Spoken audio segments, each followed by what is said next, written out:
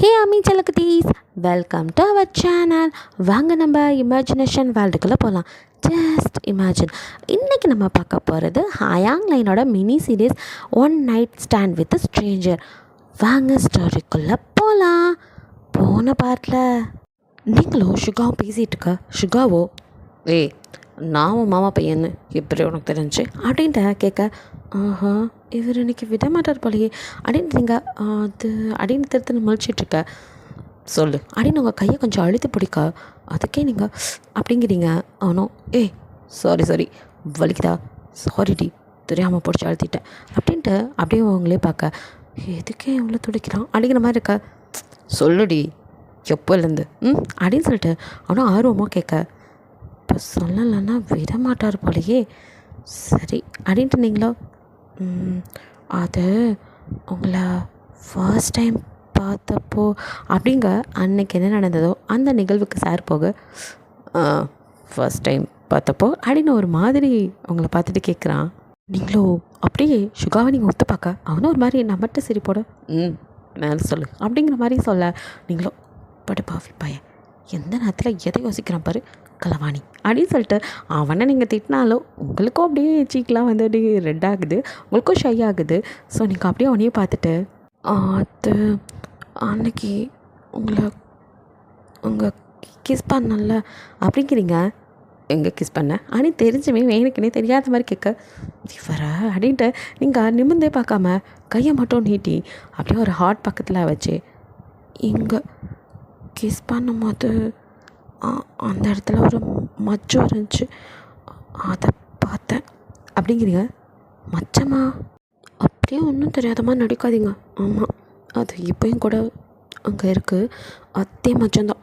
அது நீங்கள் இப்படி ஒரு மாமா எனக்கு வந்து காணா போயிட்டாருன்னு அத்தை ரொம்ப ஃபீல் பண்ணி இப்படி ஆகிட்டாங்கன்னு கேள்விப்பட்ட போது எனக்கு விவரம் தெரிஞ்சதுமே உங்களை தேடணும் கண்டுபிடிக்கணும்னு நினச்ச போது உங்களை பற்றின டீட்டெயில்ஸ் எல்லாம் வச்சுருந்த ஃபைலில் உங்கள் பர்த் சர்டிஃபிகேட்டில் பர்த் மார்க்கில் உங்களுக்கு செஸ்ட்டு கிட்ட ஒரு மச்சம் இருக்கும் அப்படின்னு நான் பார்த்துருக்கேன். அந்த ஞாபகம் தான் வந்தது. அப்போ பெருசாக எனக்கு தெரியல, ஏன்னா பிறந்த நிலமை அப்படி. அதுக்கப்புறம் அப்படி எனக்கு எதுவும் மச்சமாக இருக்க மாதிரி ஞாபகம் இல்லை. பொய், நான் தான் பார்த்தேனே மறுபடியும் நம்ம 2 பேத்துக்குள்ளே சண்டை வந்ததே. நம்ம 2 பேத்துக்குள்ளே ஒரு தடவையாக வந்தது, 1000 தடவை வந்தது அப்படிங்கிற மாதிரி பார்க்க. ஆமாம், ஆனால் ஃபர்ஸ்ட் நைட்டில் நான் கூட சண்டை போட்டு உங்கள் ஷர்ட்லாம் கிழிச்சி அழுதனே. ஓ அந்த சம்பவமா? அப்போ மறுபடியும் பார்த்தேன் உங்கள் செஸ்ஸில் அந்த மச்சம். அது எனக்கு உறுத்தலாகவே இருந்தது, கொஞ்சம் டவுட்டாகவும் இருந்துச்சு. அப்போ தான் உங்களை வளர்த்த அத்தைக்கிட்ட நான் உங்களோட பர்த் சர்டிஃபிகேட் கேட்டேன். கொடுத்தாங்களா? உங்களுக்கு பர்த் சர்டிஃபிகேட்டே இல்லைன்னு சொல்லிட்டாங்க. இல்லையே, எனக்கு பர்த் சர்டிஃபிகேட் இருக்கே. எனக்கும் தெரியும், நான் அதுக்கப்புறம் அதெல்லாம் கண்டுபிடிச்சிட்டேன். நான் அதை கேட்டும் போது அவங்க மூஞ்சில் ஒரு கலவரத்தை பார்த்தேன். அப்போ தான் எனக்கு சந்தேகம் உறுதியாச்சு. அந்த டைமில் தான் உங்களை பெற்றவங்க ரொம்ப முடியாமல் இருக்கிறதா அப்பா மூலியமாக எனக்கு தெரிய வந்துச்சு. அப்போது எனக்கு ஒருவேளை நீங்கள் தான் ஏன் அத்தை பையனாக இருப்பீங்களோன்னு டவுட் ரொம்ப வலுவாக இருந்ததுனால அப்போது நான் என்ன பண்ணேன் அப்படின்ட்டு அவன் என்ன பண்ணீங்கன்னு தெரிஞ்சுக்கிறதுக்கு அப்படியே ஆர்வமாக கேட்க, அது உங்களை வச்சு டிஎன்ஏ டெஸ்ட் எடுத்து. டிஎன்ஏ டெஸ்ட்டா? எனக்கே தெரியாமல். அது வந்து அத்தைக்கு ப்ளட் சாம்பிள் நர்ஸ்கிட்ட கலெக்ட் பண்ணிக்கிட்டேன். உங்களுக்கு உங்கள் கையை அடிபட்டிருந்தப்போ உங்கள் கையில் இருந்த ப்ளட் என் ட்ரெஸ்லேயும் பட்டுருந்துச்சு.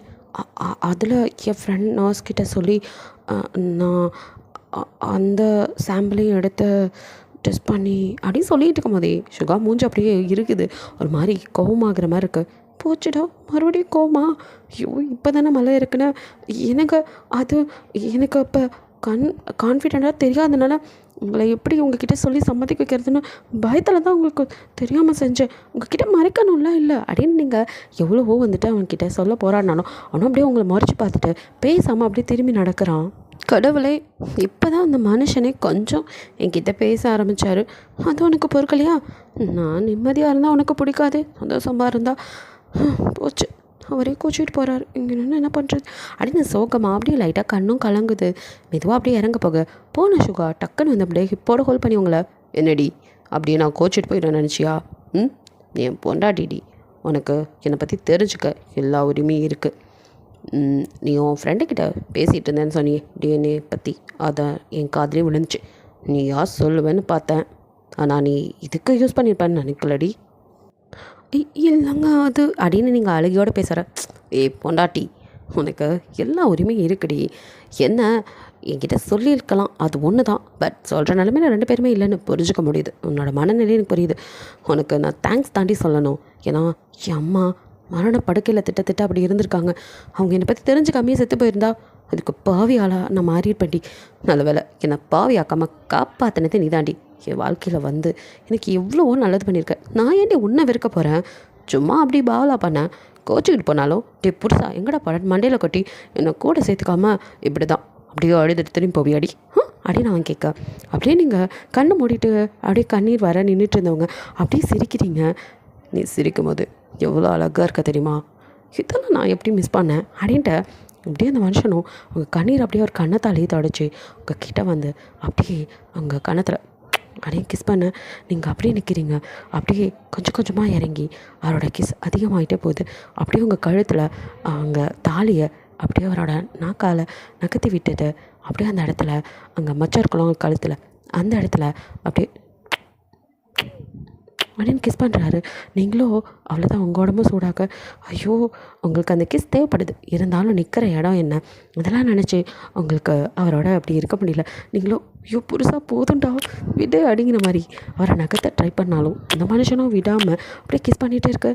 இவரால் மட்டும் எப்படி இப்படி ஹாட்டாக இருக்க முடியுதுன்னு நினச்சிக்கிறீங்க. இருந்தாலும் இந்த இடத்துல இப்படி அப்படின்ட்டு நீங்களோ ஐயோ என்னங்க போதும் இங்கே அப்படின்னு சொல்லிட்டு நீங்கள் அப்படியே முனங்களோட அவனை பார்க்க அவரால் அவங்கள விட்டு நகரவே முடியல. இருந்தாலும் அவரும் அப்படியே கண்ட்ரோல் பண்ணிட்டு இப்போலாட்டி என்ன ரொம்ப நீ டெம்ப்ட் பண்ணுறடி, நான் முடியல, நான் என்னைக்காவது சிக்குவல அன்றைக்கி இருக்கனுக்கு அப்படிங்கிறாரு. நீங்கள் அப்படியே வரைய பார்த்துருக்க. இதுக்கு சின்ன தண்டனோட விட்டுட்டேன், ஆனால் நீ எனக்கு ஒன்று சொல்லி ஆகணும். மறுபடியுமா அப்படின்னு நீங்கள் பார்க்க மீண்டும் மீண்டும் தான் அப்படின்ட்டு அவரோ ஆமாம் அதெல்லாம் ஓகே, நான் சுகாங்கிற பேரில் தான் இருந்தேன். உனக்கு எப்படி நான் யோங்கிங்கிற பேரில் இன்னொரு கம்பெனி வச்சுக்கிறது உனக்கு தெரிஞ்சது? அது எப்படி கண்டுபிடிச்ச சொல்லுடி அப்படின்னு சொல்லிட்டு அப்படியே கிட்ட வந்து அப்படியே நீங்கள் திரு முழுக்க அதை நீ எப்படின்னு சொல்லுவல, அதுக்கான தண்டனை இதை விட ஹெவியாக இருக்கும் அப்படின்னு ஷோல்டர் அப்படியே பிடிச்சி உங்கள் கிட்ட வர்றாரு. நீங்கள் என்ன தண்டனையை அனுபவிக்கும் போது தெரிஞ்சுக்கோ, அதுக்கு உடம்பை ப்ரிப்பேர் பண்ணிக்கோ அப்படின்னு சொல்லிட்டு அவங்களை பார்த்து கண்ணடிச்சிட்டு அவங்க லிப்பில் பட்டும் படாமல் அப்படின்னு கிஸ் பண்ணிட்டு கண்ணமிக்க நேரத்தில் பைபிள் அங்கேருந்து எகிரி குதிச்சு எப்படி வந்தாரோ சத்தம் இல்லாமல் அதே மாதிரி தடையும் இல்லாமல் போங்க. அட மனுஷா, இவர் ஒரு பெரிய சிஓன்னு சொன்னார், நம்ப முடியுமா? எப்படி என்னமோ சின்ன பசங்க லவ் பண்ணும்போது காம்பவுண்ட் சுவர் ஏறி வந்து குதித்து லவரை பார்த்துட்டு போகிற மாதிரி போகிறாருன்ட்டு போகிற அவரே பார்த்துட்டு நிற்கிறீங்க அப்படியே சிரிச்சிட்டு. இங்கே வந்து கைரா அப்படியே போலீஸ் ஸ்டேஷனுக்குள்ளேருந்து வெளியில் வர ஜெயோ ரொம்ப ஃபாஸ்ட்டாக வந்து அப்படியே முன்னாடி ஒரு பைக்கை நிறுத்திட்டு ஹேய் என்ன இவ்வளோ நேரம் கிட்ட என்ன சொன்னார் அப்பா? ஐயோ நீ வேறு பேசி சாவடி காத்துடா, சீக்கிரம் வீட்டுக்கு போ அப்படின்னு சொல்லிட்டு கைரா வீட்டுக்கு வரும்போதே அவங்க அப்பா வந்துட்டு அப்படியே முறைச்சிட்டு வீட்டுக்குள்ளே போகிறாரு. அப்போ கரெக்டாக சுகாவோ உங்ககிட்ட என்ன சொன்னார் அப்பா? இன்றைக்கி அவள் மறுவீடு போகிறா, கொஞ்சம் சீக்கிரம் வந்துட்டு சொன்னார்ல, சரி ஓகே வாங்க அப்படிங்கிற மாதிரி சுகா வந்துட்டு பேசிகிட்டு இருக்கு. ஆக்சுவலி என்னென்னா அவங்க அத்தை பொண்ணு ஒரு பொண்ணு கல்யாணம் பண்ணியிருந்திருப்பாள், அவங்களோட வீட்டில் தானே அவங்களும் இருந்திருப்பாங்க. ஸோ அந்த பொண்ணு வந்து மறுவீட்டு போகிறதுக்குனால கைராவை முன்னாடி வர சொல்லியிருப்பார். ஸோ கைராவை வந்து எப்பவும் பல ஆரம் வச்சு செஞ்சு லேட்டாக்கி விட அவ்வளோ இன்னும் அந்த நட்டம் வளர்ந்தவனால வந்தது அப்படின்னு புலம்பிக்கிட்டே வீட்டுக்கு வந்தவ தான். அப்பா மறைச்சிப்போ சுத்தம் இவர் வேறு நான் இருக்கிற பொசிஷனுக்கு நான் என்ன பாடுபடுறேன்னு எனக்கு தான் தெரியும், இவர் வேறு ஆனாவுன்னா கொஞ்சிக்கிறாரு அப்படிங்கிற மாதிரி இருக்கு. அவனோட வேலைக்கு சரி உள்ள போங்கன்ட்டு கிளம்பி போக ஜெயப்போ எல்லாம் ஒன்றால் தான் அவளை நமக்கு ஒரு சிஸ்டர் மாதிரி, நம்ம அம்மா இல்லாதனால நம்ம எப்படிலாம் வந்துட்டு நம்ம கூட இருந்திருப்பா, அவ்வளோ வழி அனுப்பும் போது எல்லாம் ஒன்றால் தான் உன்னை கூப்பிட வரட்டு நானும் அவளை மிஸ் பண்ணிட்டேன் அப்படின்ட்டு ஜெயப் அவன் பங்குக்கு கைராவை திட்டிட்டு போக கைராவுக்கோ அவளோட ஓன் சிஸ்டர் அதாவது ட்வின் சிஸ்டர் கூட இல்லாதனால இவ தான் கூட சிஸ்டர் மாதிரி இருந்திருப்பா. அப்படி கூட அந்த பொண்ணுக்கு வழி அனுப்ப கூட என்னால் வர முடியலையே, எல்லாம் அந்த வளர்த்துக்கிட்டவனால அவன் பண்ண வேலை என்னை வச்சு செய்கிறல, இருடா மவனே உன்னை பழி வாங்க மாட்டேன் அப்படின்னு கைராவும் பழி வாங்கணும்னு ஆரம்ப நினச்சிட்டு இருக்கா. இங்கே நம்ம சகுனி ராகவனும் அப்படியே வந்துட்டு தங்கச்சி அதாவது சுகா வளர்த்தாங்களே அந்த அம்மாவை பார்க்க வந்திருக்காரு. அப்படியே ஆஹா மச்சான் இல்லை இப்போவே பேசலாம் அப்படின்ட்டு அப்படியே பாவமாக மூஞ்சி வச்சுட்டு என்னம்மா இப்படி ஆயிடுச்சு அப்படின்ட்டு வர என்னண்ணா அப்படின்னு அவங்களும் சோகமாக இருக்காங்க. நானும் உனக்கு ஏதோ நல்லது பண்ணுறதா நினச்சி பண்ண போய் கடைசியில் உனக்கும் மச்சானுக்கும் பிரச்சனை ஆயிடுச்சுல்ல, இதுக்கு பேசாமல் நான் அப்படி பண்ணாமல் வந்திருக்கலாம் அப்படின்னு நல்ல மாதிரியே பேச, நீங்கள் என்னென்ன பண்ணுவீங்க அந்த நேரத்தில் குழந்தை இறந்து பிறந்ததுனால எவ்வளோ வருத்தப்பட்டேன்னு எனக்கு தான் தெரியும். அந்த நேரத்தில் யாருனே தெரியாமல் தானே நீங்கள் சுகாவை தூக்கிட்டு வந்து என்கிட்ட கொடுத்தீங்க. நானும் அவனை நல்லா தான் வளர்த்தோம். இப்போயும் எனக்கு சந்தோஷம்தான்.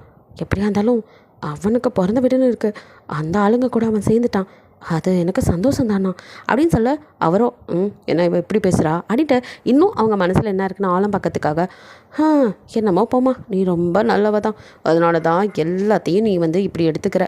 என்ன இருந்தாலும் அவன் அங்கே போய் சேர்றதுக்கு காரணம் அவன் பொண்டாட்டி தானே, உனக்கு அந்த பொண்ணு மேலே கோவம் இல்லை அப்படின்ட்டு என்ன அவங்க மனசில் நினைக்கிறாங்கன்னு போட்டு வாங்குறாரு. அவங்களோ அப்படின்னு ஒரு மாதிரி இறக்தே சிரிச்சுட்டு, நான் ஏன்னா அந்த பொண்ணு மேலே கோவப்பட போகிறேன், சொல்லப்போனால் என் மருமக ரொம்ப நல்லவ, அவள் என்ன பண்ணுவா, அவங்க அப்பாவோட குற்ற உணர்ச்சியை போக்கணும், அத்தை படுத்த படுக்கையாக இருக்காங்க, அவங்கள சரி பண்ணணும்னு தானே அந்த பொண்ணுக்கு எல்லா உண்மையும் கண்டுபிடிச்சி அவனை கூட்டிகிட்டு போனா. அவள் மட்டும் கெட்ட எண்ணத்தோட அதை பண்ணியிருந்தானா அவளும் என் பையன் கூடயும் அங்கே போய் இருந்திருப்பாளே, அவளுக்கு அந்த எண்ணம்லாம் இல்லை. அதனால தான் இன்னும் அவளும் அவனை பிரிஞ்சு தான் வீட்டில் தனியாக தானே இருக்கா, அவங்க அத்தை ஏற்றுக்கணும் அப்படிங்கிறதுக்காக. அதனால் எனக்கு அவன் மேலே எந்த வருத்தமும் இல்லை அப்படின்ட்டு அவங்களும் வந்துட்டு உங்களை நல்லா புரிதலோட பேச, இந்த ஆளுக்கும் சுருணியது இவ ஒருத்தி மக்கு, இவக்கிட்ட போய் கொடுத்தேன் பாரு அப்படின்ட்டு இதுக்கு மேலே பேச விட்டா சரிப்பட்டு வராது அப்படின்னு அப்படியே அந்த இடத்துல பேச்சை கட் பண்ணி சரிம்மா என்னென்னமோ சொல்கிற, ஆனாலும் நீ ரொம்ப நல்லவ தான், உன் நல்ல மனசுக்கு எல்லாம் நல்லதாகவே நடக்கும், அதனால தான் உனக்கு சந்தோஷமான ஒரு விஷயம் சொல்லலான்னு வந்தேன் அப்படிங்கிறாரு விஷயம் அப்படின்ட்டு அவங்க ஆர்வமாக கேட்க, அதுவாம்மா என் பையனும் டாக்டருக்கு படிக்கிறான் ராக்கி, உன் பொண்ணும் டாக்டரும் கல்யாணம் பண்ணிட்டா நல்லா இருக்கும்ல, அதான் என் பையனுக்கும் பொண்ணு ஆடி நைஸாக அங்கே வந்துட்டு அவர் உள்ளே போடுறதுக்கு ஐடியா பண்ண. அவங்களோ இல்லைண்ணா இது நடக்காது, இதைத்தான் சொன்னீங்களா அப்படின்னு அவங்க டக்குன்னு சொல்ல, என்ன இவ பல்ட்டி அடிக்கிறான்ட்டு, என்னம்மா என் பையனுக்கெல்லாம் உன் பொண்ணை கொடுக்க மாட்டியா, அண்ணன் என்ன அவ்வளோ கேவலமாக போயிட்டேன் அப்படின்னு அவர் நைஸாக சென்டிமெண்ட்டாக அப்படியே பேச, ஐயோ அப்படிலாம் இல்லைண்ணா, இது அவள் படிச்சிட்ருக்கா சின்ன பொண்ணுண்ணா, இப்போவே கல்யாணம்னு, அது மட்டும் இல்லாமல் அவள் கல்யாணங்கிறது நான் மட்டும் முடிவு பண்ண முடியாது, அவங்க அப்பாவும் சேர்ந்து தான் முடிவு பண்ணணும், அவர்கிட்ட இப்போ இருக்கிற நிலமையில் நானே பேச முடியாது, இதில் எங்கேருந்து நான் நீ ஏம்மா சின்ன பிள்ளை மாதிரி புருஷனுக்கு போய் இன்னும் பயந்துகிட்ருக்க, இத்தனை காலமாயும் எத்தனை காலம் ஆளானோ என் புருஷன் தானே, அதெல்லாம் சரி தான், இதான் உன் பிரச்சனைனா அது ஒன்றும் பிரச்சனை இல்லை, என் பையன் சின்ன தான் அவருக்கு ரொம்ப பிடிக்குமே, அவன்கிட்ட சொல்லி நான் பேச சொல்கிறேன், அவன் பேசினா உடனே அவரும் ஒத்துக்குவார். அப்படியாண்ணா ஆமாம்மா இன்னும் என்ன அண்ணன் ஒன்றான்ட்டு உரிமையோட சம்மந்தின்னு சொல்லு அப்படின்ட்டு அவராக சந்தோஷப்பட்டு, அப்புறம் என்னம்மா இனி உன் பொண்ணு என் பையனுக்கு தான் அப்படின்ட்டு பேசிகிட்டு இருக்க. இதை லாஸ்ட்டில் என்னை கேட்டுட்டு அப்படியே கீழே இறங்கி வந்த தாராவுக்கோ தலையில் அப்படியே ஷாக் அடித்த மாதிரி இருக்குது. அவளும் அப்படியே நின்றுறா ஸ்டன்னாகி. அவளுக்கோ அதுக்கு மேலே அங்கே நிற்க முடியல. தாராவுக்கு இல்லை இதுக்கு மேலே லேட் பண்ணக்கூடாது, நம்ம இப்போயே ஹோபியை பார்க்கணும், நம்ம வீட்டில் போய் பார்த்தலாம் அப்படின்ட்டு வீட்டுக்கே போகிறதுக்கு ரெடி ஆகிட்டா தாரா. எங்கள் வீட்டில் சுகாவோ அப்படி வந்து ஸ்டெப்ஸில் இறக்கி வர, அப்படியே நம்ம ஆள் கைராவோ ஏதோ சாப்பாடே பார்க்காத மாதிரி பொம்பளை ராஜ்கிற மாதிரி அள்ளி அப்பங்கள்ல சாப்பாடு எடுத்து அப்படியே அப்பிக்கிட்டு நியூடில்ஸ் எடுத்து சாப்பிட்டுட்ருக்க. என்ன இவ இப்படி சாப்பிட்டுட்ருக்கான்னு பொறுமைமா அப்படின்னு சுகா அங்கே வந்து தண்ணியை கொடுத்து, பொறுமையாக சாப்பிடு, என்ன சாப்பாடே 4 நாளாக சாப்பிடாத மாதிரி சாப்பிட்டுட்ருக்க, அது இல்லைண்ணா வேலையை முடிச்சுட்டு வந்தேன்னா செம்ம பசினா, அதான் என்னன்னா குதூகலமாக இருக்க, அண்ணியை பார்த்துட்டு வந்தியா அப்படின்னு அவளும் கேட்க, அப்படிங்கப்பா போலீஸ் ஆச்சே கரெக்டாக கண்டுபிடிச்சிட்ட அப்படிங்கிறான்.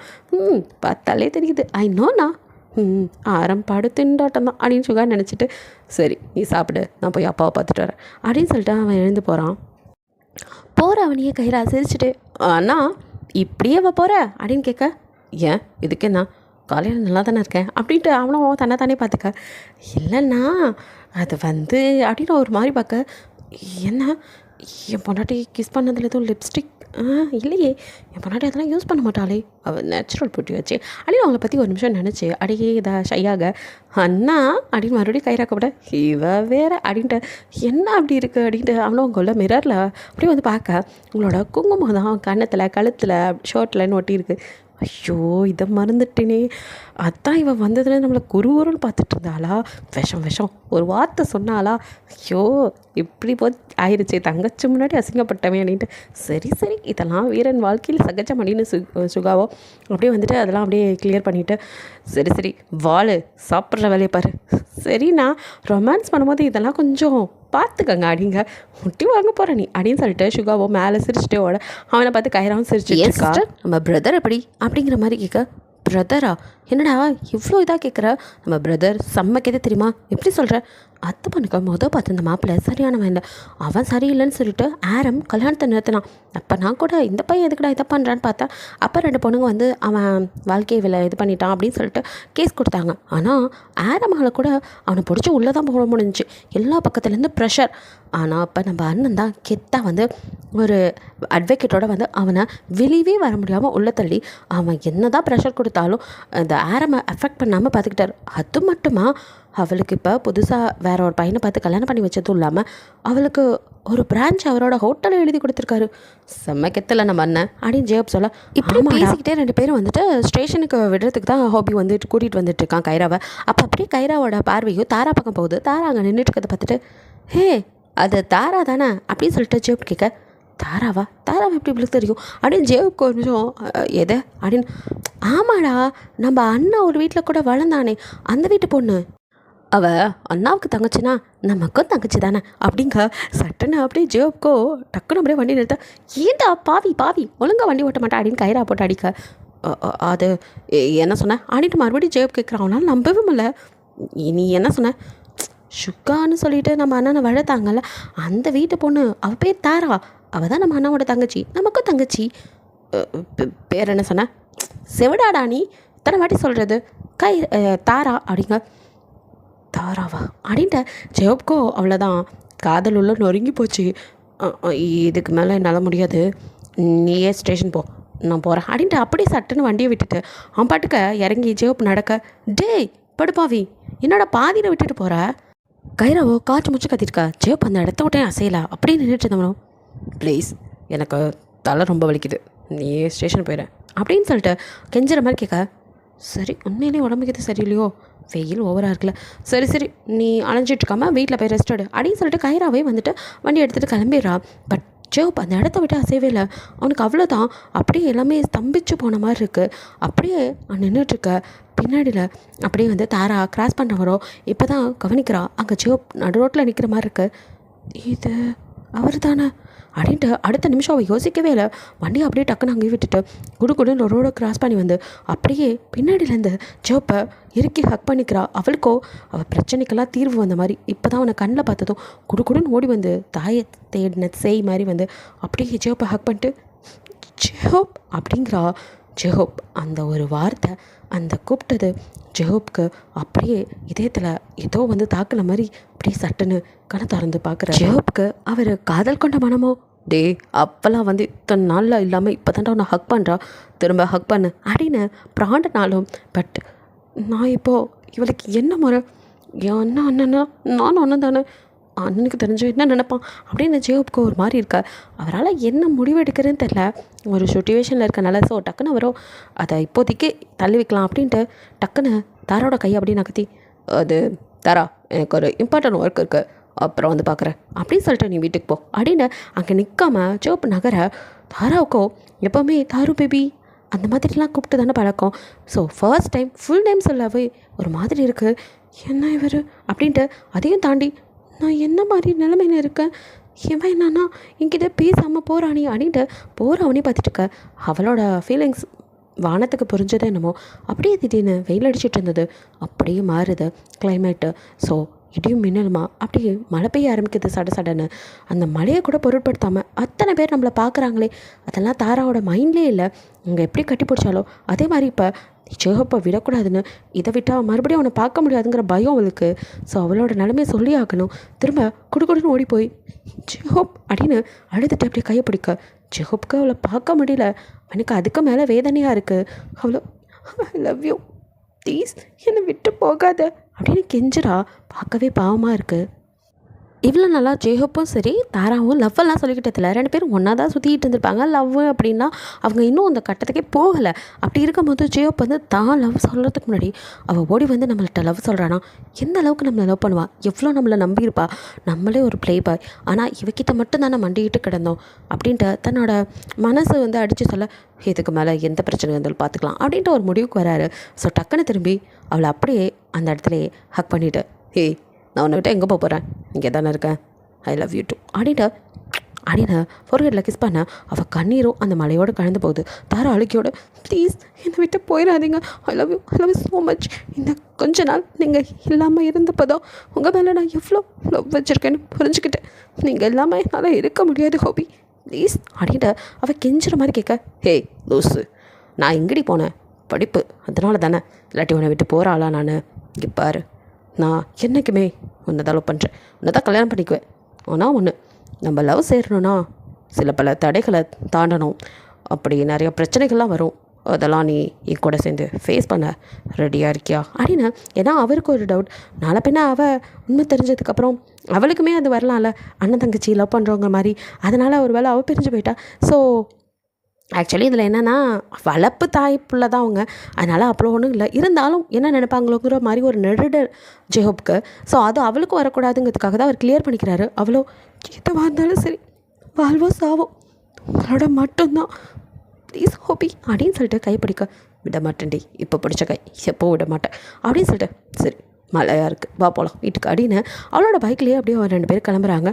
பார்க்கலாம் இவங்க லவ்வை அந்த ராகவன் புல்டோசர் வச்சு இடிக்காமல் இருந்தால் சரி தான். இங்கே நம்ம ஜின்னும் வந்துட்டு கார் ட்ரைவ் பண்ணிகிட்ருக்காரு. பட் மைண்டு ஃபுல்லாக வந்து சாரா சொன்னதுலேயே தான் இருக்குது. ஸோ பிஏ கிட்ட பேசிட்டு வந்திருப்பால, அதை பற்றி நினச்சிட்டே அவர் ட்ரைவ் பண்ணிட்டு வராரு. சாரா கிட்ட ஒரு வார்த்தை கூட பேசலை. சாரா அப்படி தான் ஜன்னல் சைடு சாஞ்சு உட்காந்தவளுக்கு தன்னோட குழந்த அது கனவா கற்பனையா இல்லை குழந்தை நேரில் வந்தாளா ஒன்றுமே புரியாமல் அவள் அந்த நினப்பில் அப்படியே சாரா அப்படியே மிரர் சைடு உட்காந்துட்ருக்க. ஸோ 2 பேருமே வந்துட்டு 2 பேர் பேசிக்காமே அப்படியே வந்துட்டு ஒரு ஹோட்டலுக்கு போகிறாங்க. பெரிய லக்ஸூரியஸ் ஹோட்டல் தான். ஜின் வந்துட்டு அப்படியே முன்னாடி நடக்க, பின்னாடி அப்படியே சாரா அமைதியாக வரா. ஸோ ஹோட்டல் ரூம்குள்ளே அவங்க எப்போவும் வர அதே ரெசார்ட் தான். ஸோ வந்துட்டு ஒரு ரூம்குள்ளே வந்துட்டு அவர் போனதுமே அவரோட கோட்டை கழட்டி அப்படியே சோஃபாவில் போட்டுட்டு அவர் ரெஸ்ட் ரூம்குள்ளே போக அங்கே வந்துட்டு அப்படியே சாரா உட்காந்துட்ருக்கா. அப்போ ஒரு வெயிட்டர் வந்து எக்ஸ்கியூஸ் மீ மேம் அப்படின்னு சொல்லிட்டு உள்ளே வந்து உங்களுக்கு ஆர்டர் அப்படின்னு சொல்லிட்டு ஆர்டர் கேட்டுட்ருக்காரு. இல்லை சார் ரெஸ்ட் ரூம் போயிருக்காரு, வந்ததுக்கப்புறம் சேர்ந்து ஆர்டர் கொடுக்குறோம் அப்படிங்கிற மாதிரி சொல்லிட்டு சாரா பாட்டுக்கா அவளோட ஃபோன் நோண்டிட்டுருக்கா. ஜின்னும் வந்துட்டு ரெஸ்ட் ரூம்குள்ளே வந்து கேட்டுட்டு தான் இருப்பார். இவளை பசிக்கும்னு சொல்லி தானே வேறு வர சொல்லிட்டு வந்தேன், அப்பயும் பாரு ஆர்டர் கொடுக்காம உட்காந்துருக்கான்ட்டு அவரும் வந்துட்டு ஃபேஸ் வாஷ்லாம் பண்ணிவிட்டு வெளியில் வந்தவர் அவரே வந்து ஆர்டர் கொடுக்குறாரு. பட் சாரா எதுவுமே கண்டுக்கல. அவள் பாட்டுக்கு அவருக்கு தான் எல்லாமே தெரியுமேன்ட்டு பேசாமல் இருக்கா. அவரும் அவருக்கு பிடிச்ச மாதிரி எல்லாத்தையும் ஆர்டர் பண்ண எல்லாமே கொண்டு வந்து ரூம்லேயே கொடுக்குறாங்க. 2 பேரும் அந்த டைனிங் ஹால் மாதிரி இருக்குது, அங்கே உட்காந்து 2 பேர் சாப்பிட்றாங்க. ஸோ சாப்பிட்டுட்டு இருக்கும்போது கூட அப்படியே ஜின்னு அவளையே தான் பார்த்துட்ருக்க. சாராவோ அவரை பார்க்கவே இல்லை. நான் வந்தது சாப்பிட, அதை மட்டும் பார்க்குறேங்கிற மாதிரி அவள் ஃபுல் ஃபோக்கஸ் சாப்பாடு மட்டும்தான் இருக்குது. ஸோ மைண்டெல்லாம் இங்கே இல்லையே, அவள் ஏதோ ஒரு யோசனையிலே இருக்கா. அவளையவே ஜின்னும் பார்த்துக்கிட்டு அப்படியே சாப்பிட்றாரு. ஸோ 2 பேர் சாப்பிட்டுட்டு இருக்கும்போதே ஜின் வேறு எது வேணுமா ஆர்டர் பண்ணவா அப்படிங்கிற மாதிரி கேட்குறாரு. இல்லை போதும் அப்படின்னு சொல்லிட்டு சாரா அதுக்கு மேலே எந்த வார்த்தையும் பேசலை, அளந்து பேசுகிறா. இங்கே ஜின்னுக்கும் ஒரு மாதிரி இருக்குது. ஸோ அவரும் சாப்பிட்டு முடிச்சுட்டு 2 பேரும் அதுக்கப்புறமும் அங்கே நிற்கலை. ஸோ கிளம்பிடுறாங்க. வீடு வர மாதிரிக்கும் கூட சாரா மறுபடியும் எந்த ஒரு வார்த்தையும் பேசலை. ஜின்னு அப்படியே அவளையே தான் பார்த்துட்டுருக்காரு. அவருமே எதுவுமே கேட்டுக்கல. 2 பேரும் ஒரு வழியாக வீடு வந்து சேர்றாங்க. 2 பேரும் வீட்டுக்குள்ளே வந்ததுமே அவங்களாம் மெய்டெல்லாம் வந்து சார் எதுவும் வேணுமா அப்படின்னு, ஏன்னா சமைக்கணும்ல, அதனால் அவங்க வந்து கேட்க 2 பேர் தான் சாப்பிட்டு வந்துட்டாங்களே, இல்லை எதுவும் வேணாம் நீங்கள் லாக் பண்ணிட்டு மட்டும் படுத்துருங்க அப்படின்னு சொல்லிட்டு இப்போ அப்படியே வந்துட்டு ஜின் மேலே வர அதுக்குள்ளே சாரா வந்துட்டு ரெஃப்ரெஷ் ஆகி போயிருப்பா. ஸோ பாத்ரூமில் சவுண்ட் கேட்கும், குளிச்சிட்ருக்கா போல் அப்படின்னு சொல்லிட்டு ஜின்னும் வந்துட்டு ஒரு ட்ரெஸ்ஸை ரிமூவ் பண்ணிவிட்டு அப்படியே உட்காந்துட்ருக்க. இப்போ குளிச்சுட்டு இருந்தவ அப்படியே வந்து ஒரு டவலோட அப்படியே வெளியே வர. அவரோ ஆத்தி அப்படிங்கிற தான் பார்த்துட்ருக்காரு. பிகாஸ் எப்போவுமே அவளாக இந்த மாதிரி எதுக்குமே அவர் அட்டெம்ப்ட் பண்ணி விட்டதில்லை. குழந்தை இருந்ததுக்கப்புறம் 2 பேரும் கொஞ்சம் அவளை கஷ்டப்படுத்தக்கூடாது, கண்ட்ரோலாக இருக்கணும்னு ஜின்னும் ரொம்ப வந்து கண்ட்ரோல்டாக இருக்கார். பட் சாராவோ அவர் அட்டெம்ப்ட் பண்ணுறி அப்படியே டவலோட அவள் பாட்டுக்கு அவர் முன்னாடி அப்படியே போக, இந்த மாதிரிலாம் பண்ண மாட்டாளே அப்படிங்கிற மாதிரி தான் அவர் பார்த்துட்ருக்காரு. அவளோ போனவ ஒரு நைட் ட்ரெஸ் எடுத்துகிட்டு அதை வியோ பண்ண போக ஜின்னுக்கோ இப்படி உட்காந்துட்டு தான் சரிப்பட்டு வராது அப்படின்ட்டு டக்குன்னு அவரும் ரெஃப்ரெஷ் ஆக ஓடிடுறாரு. ஸோ ரெஃப்ரெஷ் ஆகிட்டு அவர் வந்து பார்த்தா இங்கே நம்ம பைபிளையோ ஷார்ட்டாக இருக்கிற ட்ரெஸ்ஸாக பார்த்து தேடி பிடிச்சி எடுத்த மாதிரி அப்படியே வந்துட்டு அந்த மாதிரிலாம் அவள் அதிகமாக போடவே மாட்டா, அவர் வாங்கி கொடுத்தான்னு. ஸோ இப்போ அதை தான் எடுத்து தேடி பிடிச்சி போட்டுட்டு உட்காந்துருக்கா. என்னாச்சு இவளுக்கு அப்படிங்கிற மாதிரி தான் ஜின்னு பார்க்குறாரு. ஜின்னோ குளிச்சுட்டு வந்தவர் பார்த்து அப்படியே, ஐயோ ஜின்னு உனக்கு சோதனை காலம் ஸ்டார்ட்டுன்னு நினைக்கிறேன், இது தொட்டு சும்மா இருக்கிற இதை வந்து கிளப்பி விட்டுறாரு அப்படிங்கிற மாதிரி அவரும் வந்துட்டு ஐயோ முடியலையே அப்படின்னு பார்த்துட்டு இருக்கா. இங்கே சாராவோ கொஞ்சம் நேரம் அவள் ஃபோனை ஸ்க்ரோல் பண்ணிகிட்ருக்கா. ஸோ ஒரு சவுண்டை இது பாட்டை ஒன்று வச்சுட்டு அப்படியே கொஞ்சம் படுக்கிறா. அவளுக்கு அந்த சாங் கொஞ்சம் இதமாக இருக்க மாதிரி இருக்குது. அப்படியே அதை கேட்டுட்டு அவள் அப்படியே ஒரு கழிச்சு படுத்திருக்க. இங்கே ஜின்னுக்கோ படுக்கவே முடியல. இப்படியும் அப்படியும் திரும்பி படுத்தவர் டே அமுக்கிக்கிட்டு போட்டு அப்படின்னு சொல்லிட்டு குப்பரை அடித்து பேசாமல் படுத்துடுறாரு. 2 பேத்துக்கு நடுவில் ஒரு ஆள் அதை விட 2 பேர் படுக்கிற அளவுக்கு கேப் விட்டு தான் 2 பேர் படுத்திருக்காங்க. ஸோ அதை கவனிக்கிற மனநிலையில் கூட 2 பேர் இல்லை. இப்போதைக்கு இது வேணாங்கிற மாதிரி ஒதுங்கி தான் இருக்காங்க. நல்லா அப்புறம் சாராவும் தூங்க ஆரம்பிச்சிடா. 2 பேரும் நல்லா ஆழ்ந்த தூக்கத்தில் இருக்கும் போது, மா எனக்கு பசிக்குதும்மா, ரொம்ப நேரமாக அந்த மாதிரி மா பசிக்குதும்மா அப்படின்னு யாரோ கூப்பிட்ற மாதிரியே இருக்கா. சாராவுக்கோ ஃபஸ்ட்டு வந்துட்டு அது ஜின்னு தான் ஏதோ கைகி போடுறாருன்னு நினச்சிட்டு அப்படின்னு தட்டி விட்டுவது. மறுபடியும் அந்த சவுண்டும் தொடுற மாதிரி ஒரு உணர்வும் கேட்க டப்புன்னு எழுந்து பார்க்குறா. பட் சாரா பக்கத்தில் யாருமே இல்லை. சுற்றி முற்றி பார்க்குறா. அது எப்படி கனவாக இருந்தால் எப்படி எனக்கு உணர்வு இருக்கும்? என்னை யாரோ தொட்ட மாதிரி இருந்ததே, எப்படி என்னால் ஒன்றுமே புரியல. அப்படியே தலையை பிடிச்சிட்டு அவள் உட்காந்துட்ருக்க. அப்போ சின்னம் வந்துட்டு அப்படியே திரும்பி படுத்துவார். இப்போ தான் அப்படியே வந்துட்டு கண்ணை லைட்டாக திறந்துக்கிறாரு. ஏன்னா அவருக்கு ஏதோ உட்காந்துருக்க மாதிரி தோணவும் டக்குன்னு திறந்து பார்த்தா சாரா தான் உட்காந்துட்ருக்கா. என்னது டைம் என்ன ஆகுது, இவன் என்ன தூங்காமல் உட்காந்துருக்கான்ட்டு, என்னாச்சு தூங்கலையா அப்படின்னு கேட்குறாரு. அப்போ அப்படியே சாரா அவரை பார்க்க அவரும் சாராவே தான் பார்த்துட்ருக்காரு. என்னாச்சு, எதுவும் பிரச்சனையா, என்ன பண்ணுது அப்படின்னு கொஞ்சம் பதட்டமாகவே அவர் அவள் பக்கம் அப்படியே திரும்பி படுத்து கேட்க, இந்த மனுஷனுக்கு கோவம் இந்த அளவுக்கு இருக்கோ, அதை விட பாசம் அதிகம், என் மேலே ரொம்ப அக்கறைப்படுறவர். நான் இப்போ சொன்னால் கண்டிப்பாக இவரும் வருத்தப்படுவார் அப்படின்ட்டு பைத்தியம் முடிக்கிற மாதிரி இருக்குது சாராக்கு. இருந்தாலும் ஜின்னுக்கு இதனால் ஏதாவது பிரச்சனை வருமோ அப்படின்ட்டு, ஏன்னா அவர் நம்ம நினச்சி ஃபீல் பண்ணி அவர் உடம்புக்கு வருத்திக்குவாருன்ட்டு ஒன்றும் இல்லை அப்படின்னு சொல்லிட்டு அவள் சொல்கிறா. ஜின்னுக்கோ தூக்கம் கீது வரலையோ அப்படின்ட்டு, என்னடி நிஜமாவே ஒன்றும் இல்லையா அப்படின்னு மறுபடியும் கேட்க, அப்படின்னு மண்டையாட்ட, சரி வா அப்படின்னு கையை ரெண்டையும் நீட்டி குழந்தைய கூப்பிட்ற மாதிரி கூப்பிட்ட. அடுத்த நிமிஷம் சாராவும் குழந்தையாக மாறி இதுக்காக தான் காத்துட்டு இருந்தாங்க மாதிரி அப்படியே முட்டி போட்டு அவர் பக்கத்தில் போக அந்த மனுஷன் அப்படியே அவர் ஹக் பண்ணிவிட்டு படுத்துக்க. அவ்வளோதான், சாராவுக்கு இப்போ தான் நிம்மதியான தூக்கம் வருது. அவர் செஸ்ட்டில் அப்படியே சாஞ்சிட்டு அவள் அழகாக தூங்க ஆரம்பிக்க. அவள் ஃபோர்ஹெட்டில் அப்படின்னு கிஸ் பண்ணிவிட்டு அவள் ஃபேஸே பார்த்தவருக்கு தான் தூக்கம் எங்கேயோ ஓடி போயிடுச்சு. அவரால் அதுக்கு மேலே தூங்கவே முடியல. ஸோ இருந்தாலும் அவளை அப்படியே ஹக் பண்ணிவிட்டு படுத்துட்ருக்காரு. இங்கே சுகாவும் அவங்க அப்பாவும் உட்காந்து அந்த கணக்கு வழக்கெல்லாம் பார்த்துட்ருக்காங்க.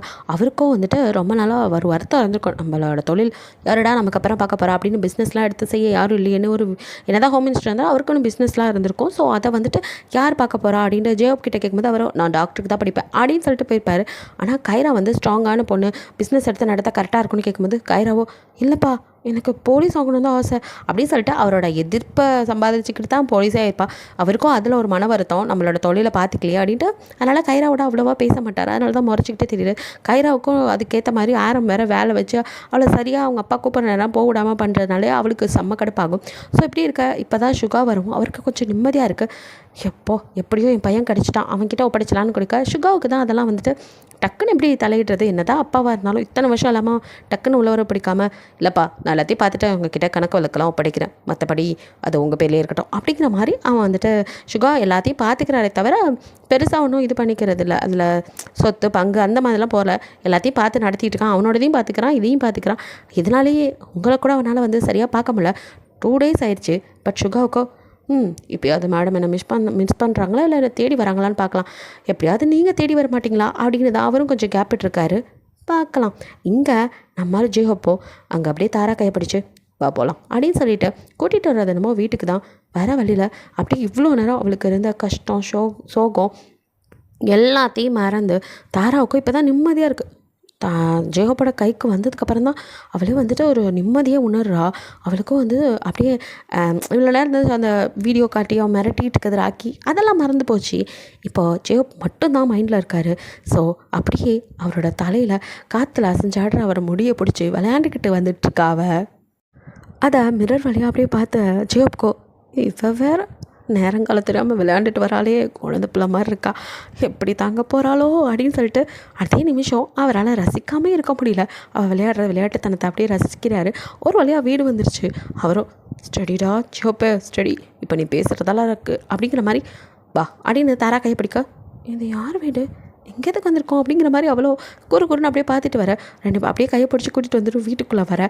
அங்கே சுகாவும் அவங்க அப்பாவும் உட்காந்து பேசிகிட்டு இருந்தாங்க. அவங்க 2 பேரும் வந்து நிற்க, யார் அப்படிங்கிற மாதிரி தான் நிமிர்ந்து பார்க்குறாங்க. அங்கே சுகாவை பார்த்ததும் தாராவுக்கும் தூக்கி வாரி போடுது. அண்ணா அப்படின்ட்டு அவளுக்கு வாரதே வரல.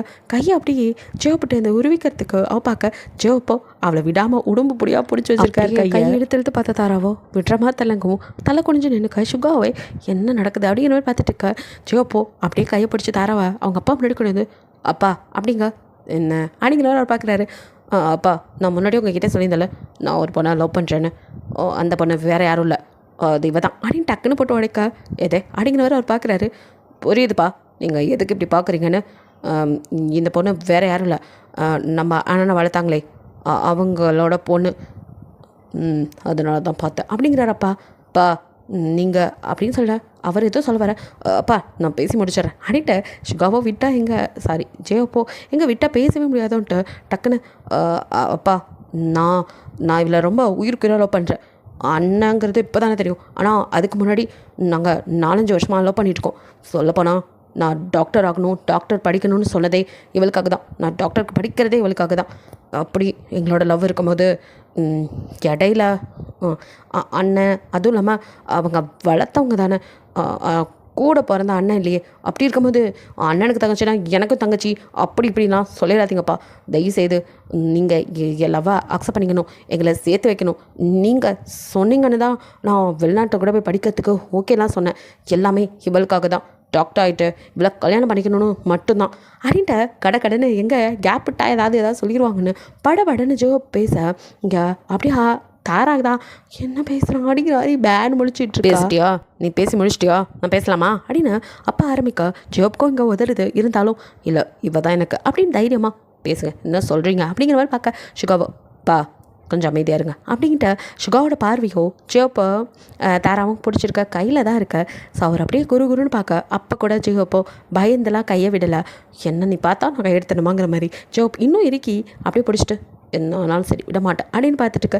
சுகாவோ அந்த அளவுக்கு வந்துச்சு ஆடிட்டு பா அவங்க தான் சொல்கிறாங்களே பொறுமையாக இருங்க அப்படின்னு சொல்லிட்டு சுகா வந்துட்டு புரிய வைக்க. ஆனால் அப்பாவோ கேட்குற மாதிரி இல்லை. என்ன பேசுகிற சுகா, நீ உன்னை வளர்த்த வீடாக இருந்தாலும் அவங்க உன் அப்பா அம்மா, இவன் உன் தங்கச்சி முறையில் இருந்தவ, இவன் உன் தம்பிக்கும் தங்கச்சிக்கும் எப்படி கல்யாணம் பண்ணி வைக்க முடியும்? அப்படியே நீ பண்ணி வச்சாலும் இந்த ஊர் உலகம் அதை எப்படி பேசும்? ஏதாவது புரிஞ்சுதான் பேசுறியா அப்படிங்க. சுகாவோ பா நீங்கள் என்னப்பா அந்த காலத்து மனுஷன் மாதிரி என்னென்னமோ பேசிகிட்டு இருக்கீங்க அப்படின்னு சுகா சொல்ல. இல்லைப்பா நீ என்ன சொன்னாலும் சரி இந்த கல்யாணம் நடக்க நான் ஒத்துக்க மாட்டேன் அப்படிங்கிற மாதிரி சொல்ல. ஜெயோப்பும் சுகாவும் ஒரு அட்டண்டயத்தில் பா அப்படின்னு கத்தா. சுகாவோ இப்போ ஜெயோப்பா அப்படியே கண்ணாலே அமைதியார் அப்படிங்கிற மாதிரி சொல்லிவிட்டு இப்போ அப்பா பக்கம் திரும்பி பா நீங்களே இப்போ என்ன சொன்னீங்க, தங்கச்சி மாதிரி தான். அதனால் அவனும் என் சித்தப்பா போனால் பெரியப்பா போனால் கிடையாதே கல்யாணம் பண்ணி வைக்கக்கூடாதுன்னு சொல்கிறதுக்கு. என்னை வளர்த்தவங்க அவங்களோட பொண்ணு தானே. ஏன் அது மட்டும் இல்லை, தம்பி பொண்டாட்டியே தங்கச்சியா பக்கத்து ஒன்றும் தப்பு இல்லையப்பா. நீங்கள் பாருங்கப்பா, அவங்க இந்த உண்மை தெரிஞ்சதுக்கப்புறம் அவங்க ஒன்றும் நம்மக்கிட்ட மறைக்கலையே, நேரே வந்து நம்மக்கிட்டே சொல்லியிருக்காங்க. அப்படின்னா என்ன அர்த்தம்? நம்மளை நம்பி கண்டிப்பாக பிரிக்க மாட்டாங்க, நம்மளை சேர்த்து வைப்பாங்கங்கிற நம்பிக்கையில் அவன் கூட்டிகிட்டு வந்திருக்கான், அவளும் வந்திருக்கா. அதை விட்டுட்டு நீங்கள் இப்படிலாம் பண்ணாதீங்கப்பா. இந்த ஊர் உலகம் எதையாவது பேசிக்கிட்டே தான் இருக்கும், அதெல்லாம் விட்டு தள்ளுங்க. அவங்க 2 பேர்த்துக்கும் படிப்பு முடியட்டும், கல்யாணத்தை நம்ம பண்ணி வைக்கலாம் அப்படிங்கிற மாதிரி சுகா பேச. சரிப்பா நீ ஏதோ சொல்கிற, ஆனால் எனக்கு பெருசாக இதில் உடன்பாடு இல்லை. அதே சமயம் இவன் லவ்வை எதிர்க்கிறதுக்கெலாம் எனக்கு எதுவும் இல்லை. அவன் நல்லா படித்து டாக்டர் ஆகட்டும், இந்த பொண்ணும் படிப்பு முடிக்கட்டும், அப்புறம் கல்யாணத்தை பற்றி பேசலாம். ஆனால் இந்த கல்யாண பிரச்சனையில் ஏதாவது உனக்கு பிரச்சனை வந்துச்சு அப்படின்னா கண்டிப்பாக யோசிக்காமல் இந்த கல்யாணத்தை அப்படியே நிறுத்திடுவேன், அதையும் மனசில் வச்சுக்கோங்க அப்படிங்கிற மாதிரி சொல்ல. பா அதில் எனக்கு எந்த பிரச்சனையும் வராது, நீங்கள் அதை போட்டு இது பண்ணிகிட்டு இருக்காதீங்க, நான் பார்த்துக்கிறேன் சரிப்பா அப்படின்ட்டு. அதுக்கப்புறம் அப்பா அங்கே நிற்கவே இல்லை. அப்படியே ஜெயோப்பா ஒரு மாதிரி பார்த்துட்டு அவர் மேலே போக இங்கே ஜெயோப்பா அவரை அப்படிங்கிற மாதிரி பார்த்துக்கிட்டே நிற்கிறான். இங்கே சுகாவோ ஜெயோப்பா தான் அப்படியே குறுன்னு பார்த்துருக்கா. ஏன்னா இன்னும் தாராவோட கையை விடலை, 2 பேரும் கையை இறுக்கி பிடிச்சிட்டே நின்றுட்டுருக்க. அப்படியே பார்த்துட்டுருக்க ஜெயோப்பா இப்போ திருமணமாக சுகாவை என்னத்தான் இவன் இப்படி பார்க்குறாங்கன்னு மாதிரி பார்க்க. அவன் கை போகிற இடத்த வச்சு கண்ணு போகிற இடத்த பார்த்துட்டு டக்குன்னு ஜெயோப்பா கையை அப்படியே வந்துட்டு தாரா கையை விட இப்போ அப்படியே சுகாவோ அப்படின்னு சிரிக்க ஜெயப்போ அப்படியே தலையை செஞ்சுட்டு அது அண்ணா ஓகே ஓகே அப்படின்ட்டு இப்போ அப்படியே தாரா பக்கம் அப்புறம் தாரா எப்படிம்மா இருக்க சாப்பிட்டியா அப்படின்னு என்ன இருந்தாலும் தங்கச்சி இல்லையா இத்தனை வருஷம் கூட இருந்தவ ஸோ அன்போட விசாரிக்கிறாரு. நல்லா இருக்கேண்ணா சாப்பிட்டேண்ணா அப்படின்னு வார்த்தைக்கு வார்த்தை அவள் வேறு அண்ணா அண்ணாங்க இங்கே ஜியோப்போ அப்படி இவ வேறு காரியத்தை கெடுக்கிறாளே இவ்வளோ நேரம் இதுக்கு தானடி பஞ்சாயத்தே பண்ணிகிட்டு இருந்தேன் நானே இப்போ தான் சரி கட்டினேன் அதுக்குள்ளே மறுபடியும் 100 அண்ணா போட்டு சாவடிக்கிறீடி அப்படின்ட்டு அண்ணா பெரியார்ன்ட்டு அடிட்ட ஜியோப்போ அப்படியே முறைச்சி பார்க்க தாராவோ ஐயோ அப்படி நாக்க கடிச்சிட்டு சாரி அப்படிங்கிறா போடி சாரி போரின்ட்டு அண்ணா இன்னாண்ட அவ்வளோதான் அடிங்கிற மாதிரி மறைக்க சுகாவுக்கும் சிரிப்பு தான் வருது.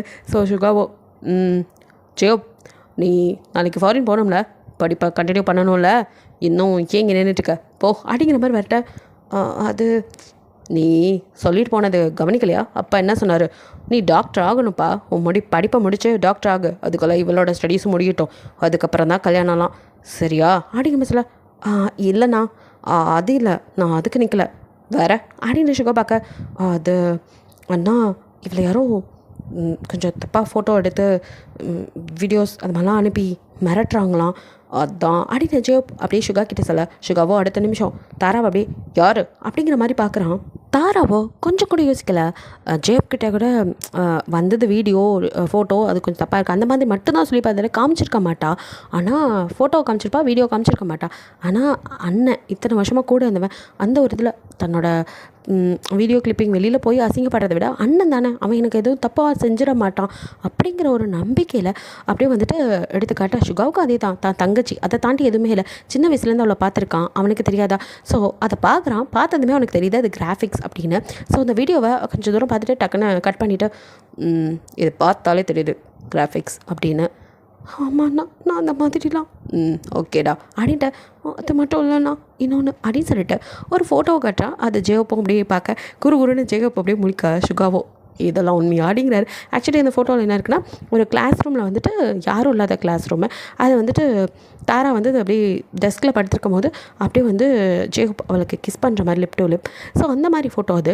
ஸோ இந்த ஆங்கிளில் எப்படி எடுத்திருக்க முடியும் அப்படிங்கிறது ஒரு பக்கம். அதுவும் இல்லாமல் உண்மையிலேயே இவங்க 2 பேரும் லவ் வேறு பண்ணுறாங்களா ஸோ இருக்குமோங்கிற சுகாவுக்கு வந்துட்டு டவுட்னால இது நீங்களா உண்மையா கிஸ் அப்படிங்கிற மாதிரி ஜெயப்பை பார்க்க அவனும் ஆத்தி இவர் என்ன இப்படி பார்க்குறாரு பார்வையில் பொசிக்கிடுவான் போல இருக்க அண்ணங்காரன் நம்மளை நம்ப மாட்டானா சந்தேகத்தோடு கேட்குறானே அப்படின்ட்டு அண்ணா ப்ராமிஸ் நான் இப்பெல்லாம் இவளுக்கு கிஸ் பண்ணதே இல்லைண்ணா கிஸ் பண்ணலாம் விட்டதும் இல்லை அவள் அப்படிங்கிற மாதிரி அவன் பண்ணதும் இல்லை அதை விட்டதும் இல்லை அது உண்மை தான். ஜெப் எப்படியோ மற்றவங்களுக்கு தான் ப்ளே பாய் அதெல்லாம் ஓகே.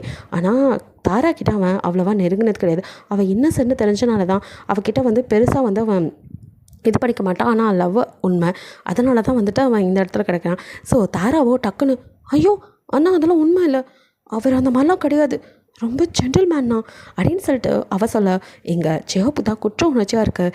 ஏன்னா இவளை கிஸ் பண்ணதில்லை தான் மற்றபடி பொண்ணுங்கக்கிட்ட சார் வந்துட்டு ப்ளே பாய் தானே டேட்டிங் அவுட்டிங்னு ஜாலியாக சுற்றினவன் தான். எவ கூட முத்தம் கொடுத்ததுன்னு எனக்கே தெரியல. ஆனால் இந்த அளவுக்குலாம் நான் எவகிட்டையும் க்ளோஸாக இருந்தது இல்லையே. க்ளோஸாக இருப்பேன் கிஸ்ஸெல்லாம் நான் பண்ணது கூட இல்லையடா. ஐயோ எவனோ விளையாடுறான் என் வாழ்க்கையில் அடிக்கிற மாதிரி இருக்குது.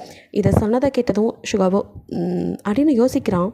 அவன் ஃபேஸையே குறுன்னு பார்த்துருக்கா ஜெயோப்பையும் தாராவையும் பார்த்துட்டு சரி இந்த பிரச்சனையை நான் பார்த்துக்கிறேன் சரி நீ வீட்டுக்கு போமா அப்படின்னு தாராட்ட சொல்ல அண்ணா அப்படின்னு மறுபடியும் ஆரம்பிக்க அதான் அவனே போன்னு சொல்லிட்டானடி இன்னும் என்னடி அண்ணான்ட்டு இங்கே நின்றுட்டுருக்குற அப்படின்னு சொல்லிட்டு ஜெயப் தான் செம்ம கடுப்பாகுது. அண்ணான்னு கூப்பிடும்போதெல்லாம் அவனுக்கு ஹை ப்ரெஷர் கடுப்பாகுது.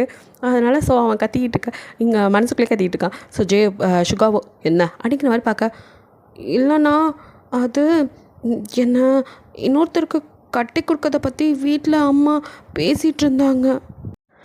என்னது யார்கிட்ட பேசிகிட்டு இருந்தா அப்படின்ட்டு சுகா வந்துட்டு யாரை பற்றி பேசுகிறா அப்படின்னு சொல்லிட்டு தாரா கிட்ட கேட்க அது அம்மாவும் நமக்கு இந்த ராகவன்னு சொல்லி ஒரு மாமா வீட்டுக்கு வருவார் அவர் பையனுக்கு கட்டி கொடுக்குறதா அப்படின்னு சொல்ல இங்கே ஜெயப்கோ இது என்னடி புதுக்கதா இதெல்லாம் என்கிட்ட சொல்லவே இல்லை அப்படிங்கிற மாதிரி அந்த மனுஷன் பார்த்துட்டு இருக்க சுகாவோ இது ராகவனோட பையனா யார் ஜின்னுக்கா அப்படிங்கிற மாதிரி யோசிச்சுட்டு இருக்காரு. பிகாஸ் ஜின்னை தான் நல்லா தெரியுமே தவிர இன்னொரு பையன் ராக்கின்னு இருக்கிறது அவ்வளோவா இவங்களுக்கு அவ்வளோ ஞாபகத்தில் கூட இல்லை. ஏன்னா அதிகமாகலாம் வரமாட்டாங்களா அதனால் தெரியாது. என்னவா இருந்தாலும் நான் பார்த்துக்கிறேன் அண்ணன் இருக்கல அண்ணன் அங்கே இல்லை அதனால தான் உனக்கு பிரச்சனைகளாக வருது. பிரச்சனைகள் வர மட்டும் தான் செய்யும் ஒன்றும் எதுவும் பண்ணாது அந்தளவுக்கு விட மாட்டேன் நான் எப்போவும் உன் அண்ணன் தாண்டா சரியா. நீ அதெல்லாம் போட்டு குழப்பிட்டு இருக்காத, நல்லா படிப்பை முடி, உனக்கு அவனுக்கும் நானே கல்யாணம் பண்ணி வைக்கிறேன், ஓகே அப்படின்னு சொல்லிட்டு சுகா வந்துட்டு வாக்குறுதியெலாம் கொடுக்க தாராவுக்கு இப்போ தான் கொஞ்சம் நிம்மதியாக இருக்குது. அண்ணா அந்த பிரச்சனை என்னோடது, நான் பார்த்துக்கிறேன்டா, என்ன மீறி உன்னை யாரும் தொட முடியாது, தைரியமாக இரு அப்படின்னு தாராவுக்கு தைரியம்லாம் சொல்லி நீ அவளை கொண்டு போய் விட்டுட்டு ½ வீட்டுக்கு வர அப்படின்னு ஜெயப்போ மிரட்ட. சரிண்ணா அப்படின்னு சொல்லிட்டு ஜெயப்போ பாவிக் ராதைக்கு இதெல்லாம் என்கிட்ட சொல்லவே இல்லை அப்படின்னு தாராக்கிட்ட சண்டை போட்டுட்டு அங்கேருந்து அவர் கிளம்புறாரு.